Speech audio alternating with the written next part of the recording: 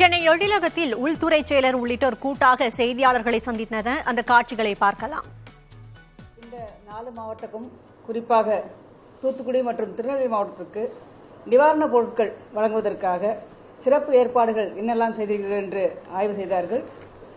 நமக்கு ஒரு control room வச்சிருக்கோம். கண்ட்ரோல் ரூம் மூலமாக மற்ற மாவட்டங்களிலிருந்து என்னென்ன பொருட்கள் எல்லாம் மாவட்ட ஆட்சியர்கள் அவங்க பொதுமக்களிடமிருந்து வாங்கி அனுப்பியுள்ளார்கள் என்று அதையும் கண்காணிக்க சொல்லியுள்ளார்கள். குறிப்பாக கோயம்புத்தூர், ஈரோடு, மதுரை, சேலம், தாம்பரம், திருச்சிராப்பள்ளி, திருப்பூர், விருதுநகரிலிருந்து இதுவரைக்கும் 18 லாரிகள் மூலமாக உணவுப் பொருட்கள், பிஸ்கெட்டு, பிரெட்டு, பன்னு, ரைஸ், தால் போன்ற பொருட்கள் எல்லாம் சுமார் 9 லட்சம் ரூபாய் மதிப்புள்ள பொருட்கள் எல்லாம் இப்போ இந்த 2 மாவட்டங்களுக்கும் நம்ம திருப்பி விட்டுருக்கோம். ஸோ இந்த பொருட்கள்லாம் ஒரு 2 லாரி போய் சேர்ந்துருச்சு. மற்ற 16 லாரி டிரான்சிட்ல இருக்கு. இன்னைக்கு நைட்டுக்குள்ள போய் சேர்ந்துரும்.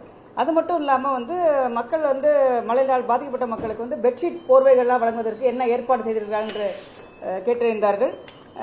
இப்போதைக்கு 41,000 பெட்ஷீட்ஸ், குறிப்பாக ஈரோடுலேருந்து 20,000 பெட்ஷீட்ஸும், திருநெல்வேலி, கரூர், திருப்பூர், திருச்செங்கோடு மற்ற டிஸ்ட்ரிக்ட்ல இருந்தும் ஒரு மொத்தமாக 41,100 பெட்ஷீட்கள் நம்ம ப்ரொக்யூர் பண்ணி இந்த லாரிகள் மூலமாக அனுப்பி கொண்டு இருக்கிறோம். மேக்சிமம் தூத்துக்குடியில் டேமேஜ் உள்ளனால ஒரு 30,000 பெட்ஷீட்டுக்கு மேலே தூத்துக்குடிக்கும், 10,000 பெட்ஷீட்ஸ் திருநெல்வேலிக்கும் போகிறதுக்கு ஏற்பாடு பண்ணியிருக்கோம். இது மட்டும் இல்லாமல் நாளைக்கு காலையில் மதுரையிலேருந்து ஹெலிகாப்டர் மூலமாக உணவுப் பொருட்கள் ஏர் டிராப்பிங் பண்ணலான்னு சொல்லி முடிவு பண்ணியிருக்காங்க. ஸோ இந்த லாரிகளில் உள்ள பிரெட்டு, பிஸ்கெட்டு, பால் பவுடர், இந்த இத்தியாதி பொருட்கள் எல்லாம் மதுரை ஏர்போர்ட்டு கொண்டு போய் அங்கே ஹெலிகாப்டர் மூலம் ஏர் டிராப்பிங் பண்ண போகிறாங்க. அங்கே ஒரு கோஆர்டினேஷன் டீம் மதுரையில் வச்சுருக்கோம். ஸோ இந்த லாரியில் கொண்டு போகிற பொருட்கள், உணவுப் பொருட்கள்லாம் தனியாக பிரித்து அதை ஹெலிகாப்டர் மூலமாக நாளைக்கு காலையில் ஏர் டிராப்பிங் பண்ணுறதுக்கான ஏற்பாடும் பண்ணிட்டு இருக்கோம்.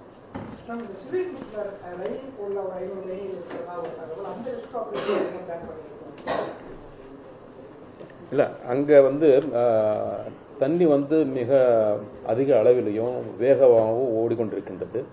அதனால என்டிஆர்எஃப் கூட அங்கே ரீச் ஆக முடியல. அதனால தான் எய்ர் டிராப் பண்ணலாம்ட்டு உணவு சூலூர்லேருந்து அவங்க கிளம்பி ஹெலிகாப்டர் கிளம்பி வழியில் மதுரையில் நிறுத்த வேண்டியாயிடுச்சு ஃபியூலிங்காக. அதுக்கப்புறம் அவங்க இருட்டானதுனால அவங்களால டிராவல் பண்ண முடியல. ஸோ நாளைக்கு காலையில் தான் அங்கே போய் ரீச் ஆகும். அதுக்குள்ளே நாங்கள் லோக்கல் டவுன் பஞ்சாயத்து மூலமாகவும் பஞ்சாயத்து மூலமாகவும் உணவு தயாரித்து அவங்களுக்கு வழங்க வேண்டும் என்று சொல்லி அறிவித்திருக்கிறோம். இன்னைக்கு நைட்டு அதை கொஞ்சம் கண்காணிச்சிடுவாங்க. மத்தியான உணவு அவங்களுக்கு கொடுத்தாச்சு. கல்யாண மண்டபத்தில் போலீஸ் மூலமாகவும் டவுன் பஞ்சாயத்து மூலமாகவும் அங்கே உள்ள ஒரு கல்யாண மண்டபத்தில் வச்சு மத்தியான உணவு கொடுத்துருக்காங்க. பாதி பேர் கல்யாண மண்டபத்தில் இருக்காங்க, பாதி பேர் ரயில்வே ஸ்டேஷனில் இருக்காங்க. ஸோ நைட்டு உணவும் இப்போ ஏற்பாடு பண்ண சொல்லியிருக்கோம்.